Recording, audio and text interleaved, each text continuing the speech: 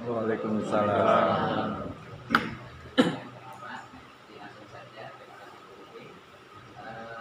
Tapi kalau dari pemahaman tentang sanksi ya Pak, dari sanksi penggiringan dan lainnya kalau di lapangan yang kita temui mungkin bahkan paling banyak menemui adalah instruktur yang memiliki sertifikat kompetensi. Itu yang menjadi tantangan bagi kami. Biasanya kan kita selaku owner atau pemilik itu yang menyelenggarakan lembaga, kemudian kadang juga beliau adalah yang jadi instruktur, namun untuk legalitas sebagai pendidik yang memiliki sertifikat kompetensi itu yang kebanyakan belum ada Pak. Nah itu tadi kan masuk ke sanksi, masalahnya di situ. Padahal kondisi secara umum di sini itu seperti itu, sehingga bagaimana caranya agar lembaga ini juga bisa memiliki instruktur yang punya lisensi sertifikasi kompetensi. Itu yang pertama pertanyaan. Kemudian yang kedua terkait dengan masa berlakunya izin operasional Pak. Nah, jadi dari Pak Pandan belum ada saya dengar tentang masa berlakunya itu berapa tahun. Jadi pembaharuan itu sebetulnya kan biar jadi berkas-berkas tadi persyaratan biar bisa disiapkan. Mungkin juga itu dulu pertanyaannya Pak. Terima kasih waktunya.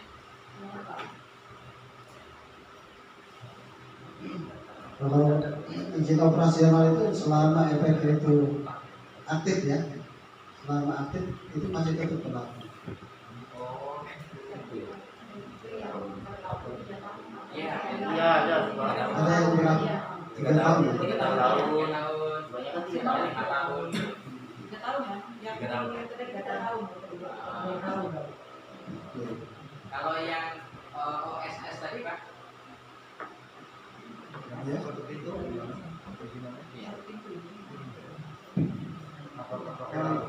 Masa ini tidak itu yang kejadian. Masa berlaku nggak, Pak? Setahun setengah. Setahun setengah.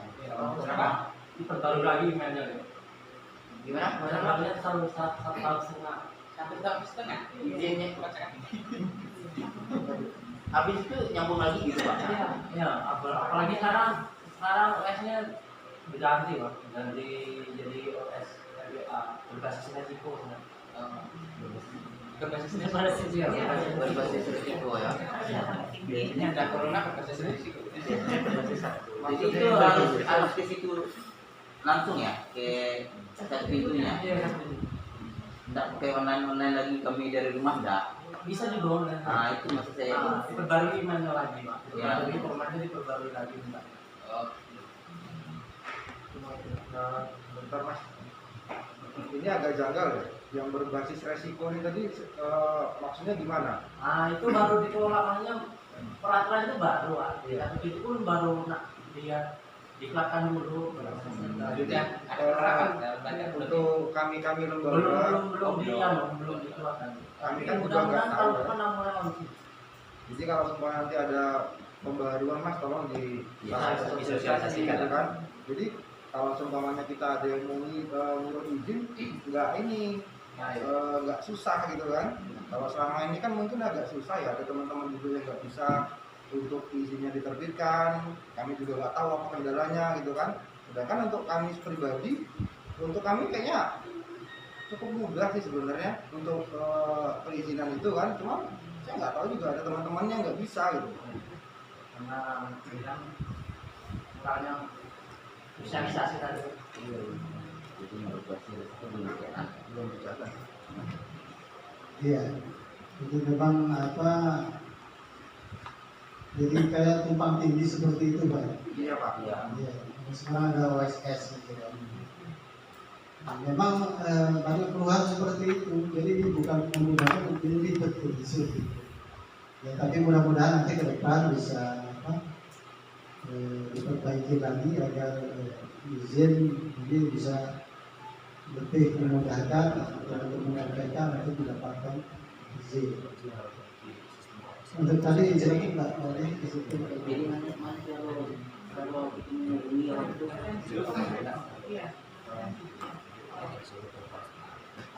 mohon maaf mungkin saya tidak bisa menambahkan lebih banyak karena kan ini di luar ini kami ya Pak. Untuk Intala apa namanya instruktur sendiri bagian Intala gitu Pak. Yang bisa saya sarankan mungkin Bapak udah tahu kontaknya di Intala. Udah. Ya, karena terus terang ini ranah Intala ya Pak ya untuk menentukan tentang instruktur Pak. Kita sendiri di kelembagaan secara umum gitu Pak. Jadi kalau melihat tadi Pak dari melihat format outputnya ya Pak, ada konsulan, kemudian menimbang, memperhatikan serta memutuskan dan sebagainya. Itu kalau kita lihat kan sepertinya manual, ya kan Pak, sepertinya manual. Nah itu makanya yang kita pengen minta kejelasan itu sistem perizinan ini nanti arahnya akhirnya di Sperindak Naker di sini nanti mengeluarkan yang seperti itu formatnya, ataukah kita mengajukan ke satu pintu sehingga izinnya bisa kita ketahui secara online.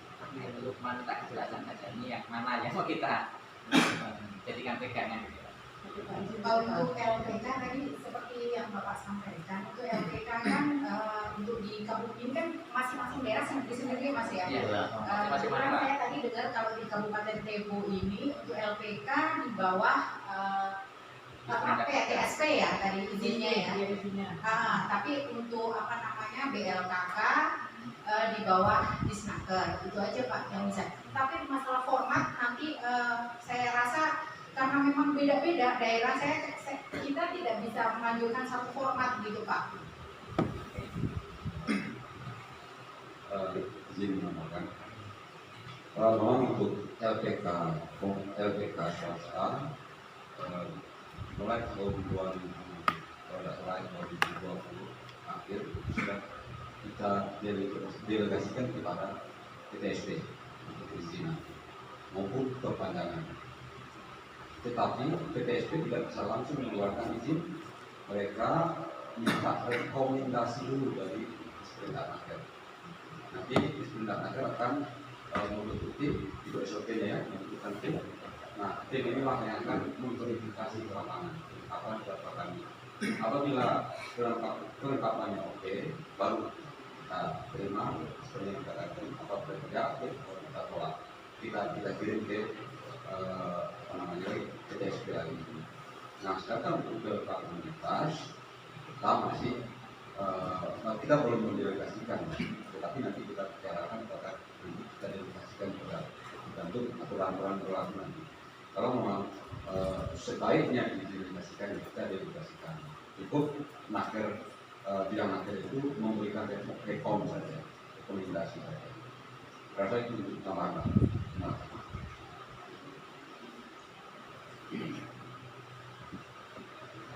Ada lagi Bapak Ibu? Silakan Pak. Baik, Assalamualaikum warahmatullahi wabarakatuh. Selamat saja dan menggunakan rasa hormat. Jadi terkait dengan perizinan Pak ya. Jadi perizinan kita dari lembaga ini kebanyakan mempunyai dua izin Pak. Yang pertama dari Dinas Pendidikan dan yang kedua dari Dinas Sperindak Naker. Nah, di sini yang perlu saya tanyakan ke pihak KTSP. Nanti secara otomatis apakah satu izin itu berlaku untuk semuanya atau memang masing-masing harus mengajukan izin sendiri-sendiri? Karena di situ satu lembaga untuk kegiatan sama. Nah, itu akan menjadi pertanyaan bagi kami yang di lembaga ini Pak. Terima kasih. LKP dan LPK. Karena di namanya sama, izinnya beda.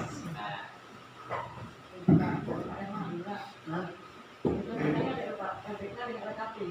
Jadi mereka ada dari LKP itu dari Dinas Pendidikan, LPK dari utang. Nah mereka ini kan setiap tahun itu mengajukan izinnya ya. Nanti ya kita harus cari juga sama apakah sekarang ini disatukan aja ke mana? Oh izinnya ada dua. Dua Pak, ada di Pendidikan dan dinas. sama dinas. Ya, Ya. Nah kerja ya. Yang jelas kan kalau untuk apa LPK memang ya kalau sesuai Permen 17 itu ya dari dinas terkait, artinya dari dinas tenaga kerja kabupaten kota. dasarnya kan jelas seperti itu. Jadi acuan kita itu saja. Kalau dari pendidikan saya kurang begitu nyambung ya. Saya ini kan untuk pelatihan kerja. Itu kan yang jawab. Yang kami itu kan dijawab. Kemarin juga kami waktu acara ada sosialisasi juga tentang disatukannya perizinan LPK dengan LKP itu. Iya. Tapi yang datang Pak Daule waktu itu, jadi kami kurang juga gitu kan. Nanti nanti ditanya lagi karena kebetulan tidak ada Pak Ibu Kabitnya gitu kan. Karena sama-sama diarahkan ke KTSP Pak. Iya. Satu pintu kan semuanya ke arah satu pintu. Iya. Kalau untuk yang dari dinas kita sudah terpisah. Ya.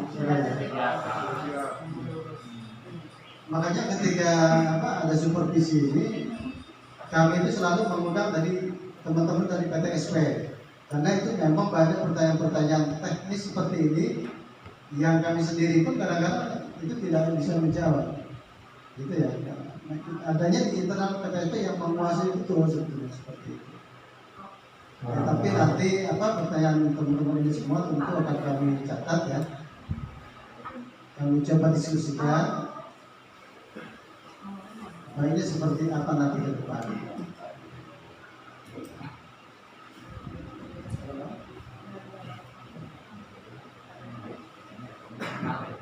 Ya Pak, mungkin ada waktunya. Ada tidak Pak referensi bagi kami? Mungkin ini agak keluar dikit ya Pak. Siapa tahu ada referensi bagi kami tentang spektrum atau kurikulum yang berbasis abad 21, sehingga siapa tahu kita bisa dapat gitu loh Pak. Sehingga apa yang kita berikan kepada peserta didik kita itu sudah mengacu pada kompetensi abad 21. Ya, gitu Pak ya. Kadang-kadang kan referensi-referensi yang dari pusat itu dengan kebutuhan lapangan itu sepertinya jauh berbeda Pak. Sehingga masing-masing lembaga itu biasanya punya kurikulum yang melakukan pengembangan secara mandiri. Tujuannya adalah agar nanti tersapainya sebuah kompetensi ketika anak itu atau peserta itu nanti membuka usaha sendiri ataupun mencari pekerjaan. Nah, ada tidak referensi tentang kurikulum yang berbasis kompetensi abad 21 agar kami nanti bisa memberikan ilmu ini kepada peserta pendidikan? Kalau ada Pak. Saya senang nih kalau udah cara berpikirnya out the box. Ya, tapi memang itulah tantangan yang harus kita jawab ke depan. Jadi cuma jangan hanya menerima pada saat ini, tapi tentu harus punya visi yang jauh ke depan. Soalnya kan tantangan dunia kerja, dunia usaha itu ke depan itu akan lebih berat. Ya, tapi memang kalau untuk kurikulum yang tadi disebutkan abad 21 itu untuk referensi ya, mungkin kita harus googling juga di dunia maju gitu. Negara-negara maju orang Indonesia ya seperti itu kurikulumnya masih standar-standar saja. Tapi memang kita ditantang ya untuk mengadakan pelatihan-pelatihan yang khusus ya. Bagaimana caranya kita bisa mengatasi dunia kerja yang akan datang 5-10 tahun atau 20 tahun ke depan. Itu terobosan-terobosan kita yang memang dari sekarang itu sudah harus kita pikirkan. Kalau kita tidak pikirkan, itu ketinggalan kita seperti itu. Nah itu saya apresiasi dan itu bagus menurut saya seperti itu. Pertanyaan ini sebenarnya sering Pak saya tanyakan ketika kita kemarin di dinas pendidikan Pak ya dua kali kami pertama ke Bandung, selanjutnya ke Bogor ya. Itu ada yang masih itu? Ya, ketika saya tanyakan kepada lembaga-lembaga yang jadi referensi kita, dan ke lembaga-lembaga yang memang dia sudah di tempat posisinya strategis, yang sangat maju, sangat rapi manajemennya, kita tanyakan juga jawabannya sepertinya dia melakukan kurikulum, pengembangan kurikulum itu secara mandiri Pak. Mandiri ya? Kebanyakan seperti itu. Penyesuaian sesuai dengan kebutuhan lapangan. Nah, saya sebenarnya pengen agar ini kan integrasinya kepada akreditasi Pak. Misalnya akreditasi itu kan acuan kurikulumnya bagaimana, pengembangan kurikulumnya bagaimana gitu. Siapa tahu ada referensi yang baku begitu dari Kementerian Tenaga Kerja sehingga itu menjadi referensi. Tapi kalau dengan informasi Bapak ini sepertinya juga memang arahnya ke mandiri Pak ya. Iya, ke mandiri, betul, ke mandiri. Baik, baik. Terima kasih. Mungkin ada lagi Bapak Ibu? Teman silakan. Terima kasih Pak. Karena ini berbicara tentang akreditasi dan perizinan, salah satu yang paling mendasar itu di BLK kan strukturnya harus kompeten, namanya bersertifikasi kompeten atau kompeten ya. Persoalannya kan itu kan harus ada ujinya. Nah kami ketika kami berangkatkan untuk diklat di struktur kami, yang terjadi adalah ikut pelatihan tetapi tidak ikut uji. Alasannya klasik lah, jumlah pesertanya sedikit waktu itu, karena minimal waktu itu pengunjung minta 20 peserta dan memang yang ada peserta itu seluruh Indonesia itu hanya 8 orang. Ini BLK komunitas kesenian. Dan memang baru tahun 2020 ada 4 BLK kesenian di seluruh Indonesia. Dan setiap masing-masing BLK itu mengirimkan 2 instruktur. Nah, kami dan untuk di Provinsi Jambi juga BLK komunitas kesenian baru kita 1, dan Sumatera kayaknya cuma kita 1. Nah, yang menjadi pertanyaan kami, ini kan berbicara tentang instruktur yang kompeten. Ini kan menjadi persoalan nanti Pak, ketika mau melakukan pelatihan. Kalau soal persoalannya tentang instruktur yang kami persiapkan, kami yakin dengan kemampuannya. Tapi ketika mengeluarkan sertifikat untuk peserta nantinya kan menjadi persoalan. Seorang yang tidak memiliki sertifikasi mengeluarkan sertifikat untuk peserta menjadi persoalan. Mohon petunjuk Pak. Penyelenggara itu siapa Pak? Penyelenggara untuk apa? Pelatihan instruktur itu. Minta di Bandung, di BLK Bandung. Di BLK Bandung. Iya. Jadi ketika selesai Dikdas itu BLK Bandung tidak mengeluarkan sertifikat. Iya. Kalau untuk mereka yang hadir di situ dari tempat pelatihan itu ada, tapi kan untuk sertifikat kompeten itu tadi kan tentu kan kementerian yang keluarkan. Iya. Nah, persoalannya kan untuk uji ke situ, kan ada ujinya untuk ke situ. Jadi instruktur kemarin cerita ke kami, ya kami belum diuji untuk mengeluarkan sertifikat sebagai instruktur itu. Nah, jadi mohon petunjuk Pak, karena kan nanti kan kita kan mau melakukan pelatihan nih, mengadakan pelatihan. Dan peserta pelatihan nanti kan akan diberikan sertifikat juga ya.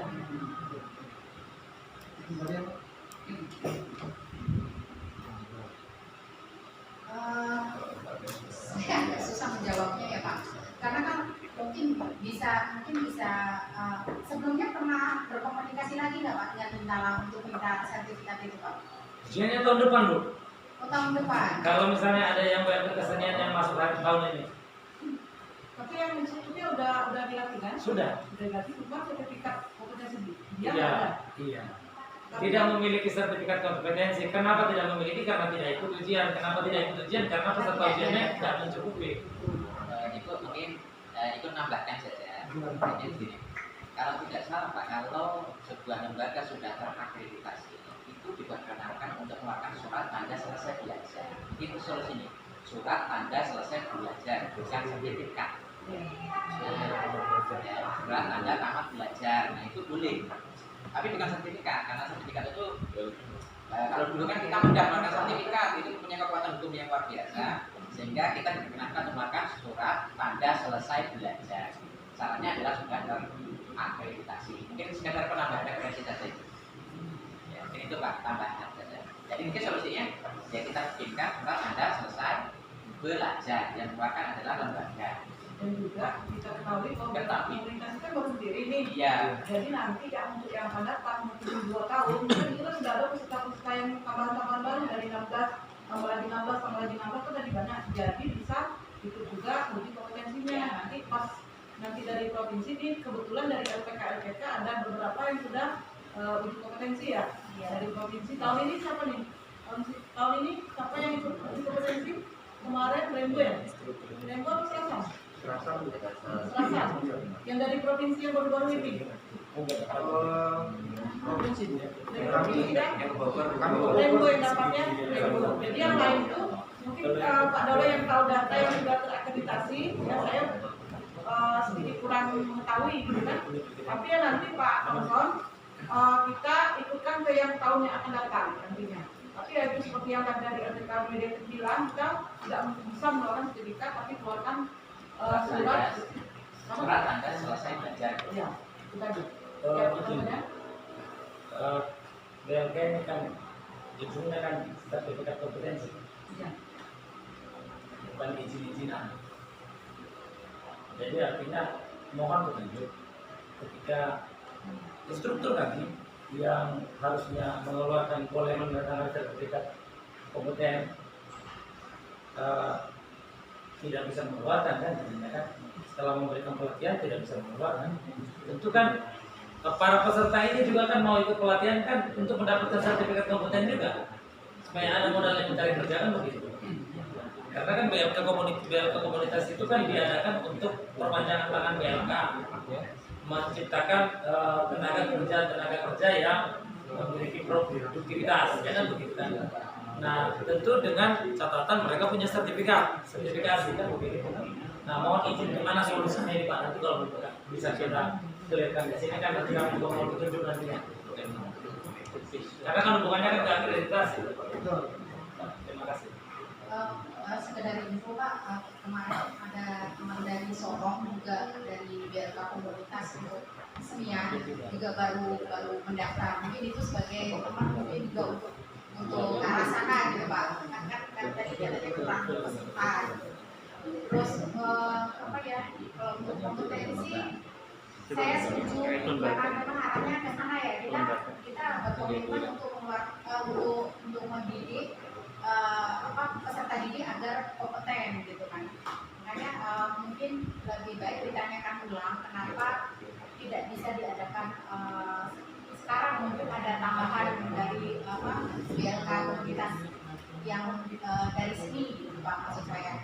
Jadi mungkin dengan lebih proaktif mungkin kita sendiri juga akan proaktif juga akan menyediakan kompetensi itu gitu Pak. Kalau menurut saya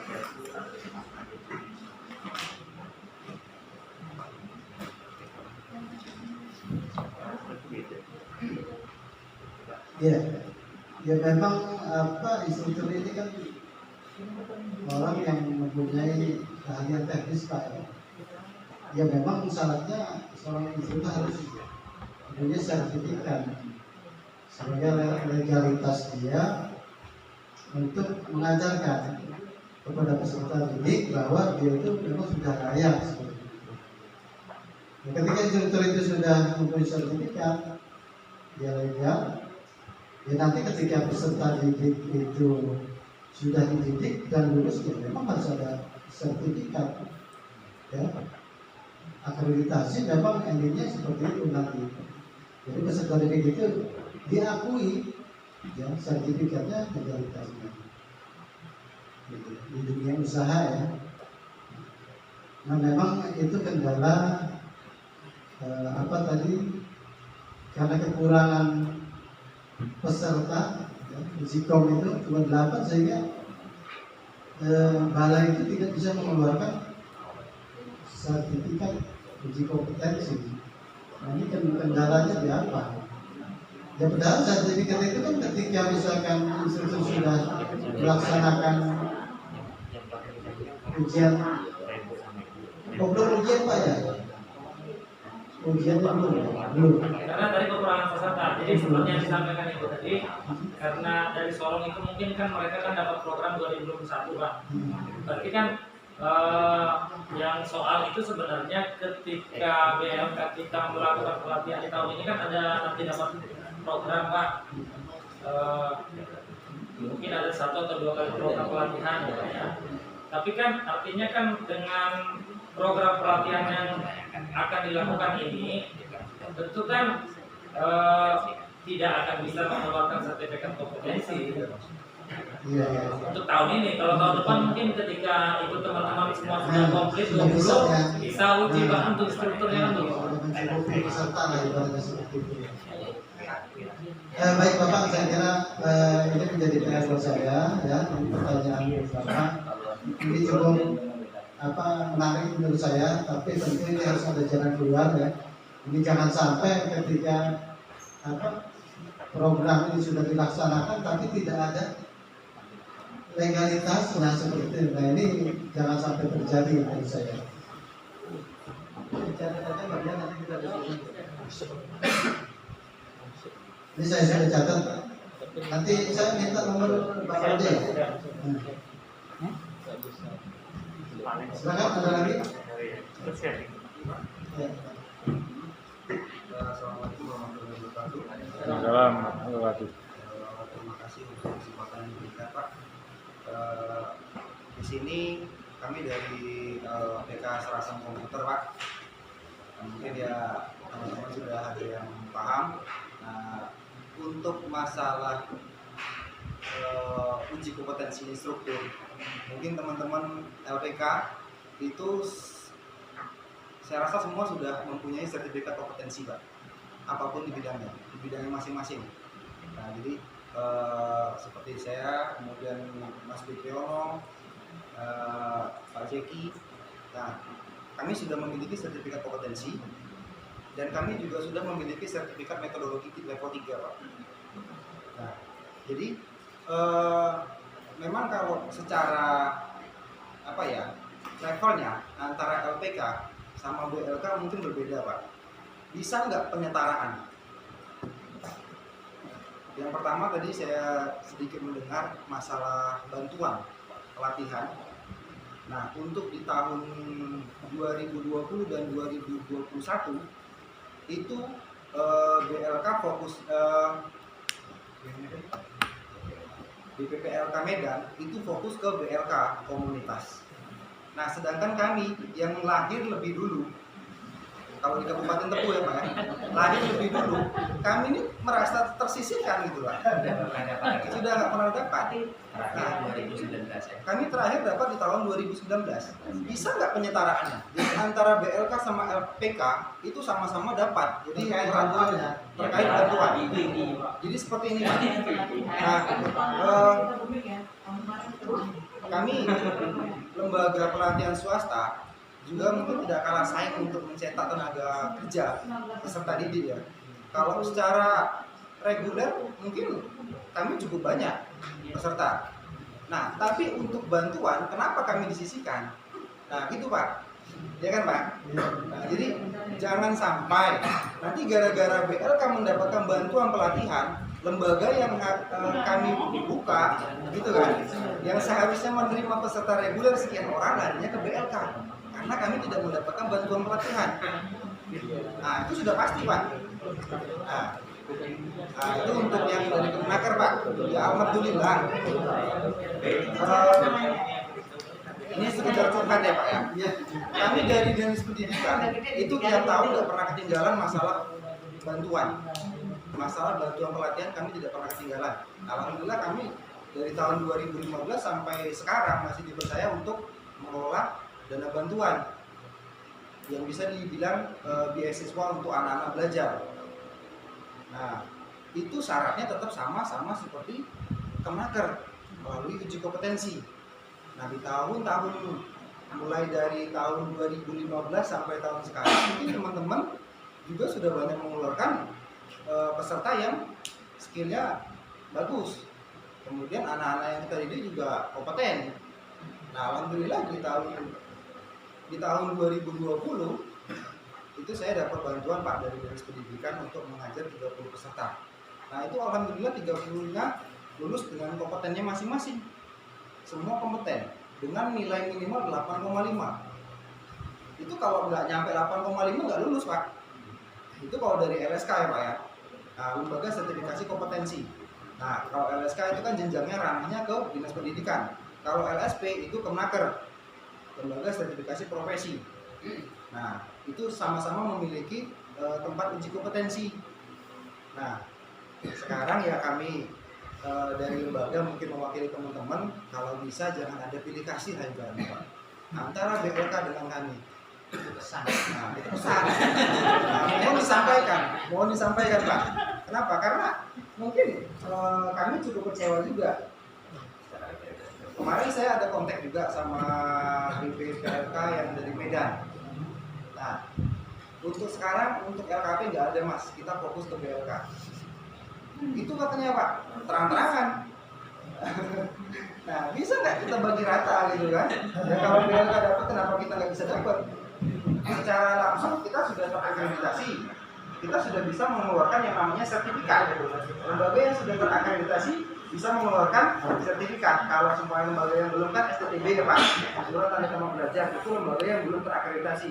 Nah, kita sudah terakreditasi. Kemudian instruktur kita mulai dari pimpinan sampai instruktur semua sudah memiliki sertifikat kompetensi.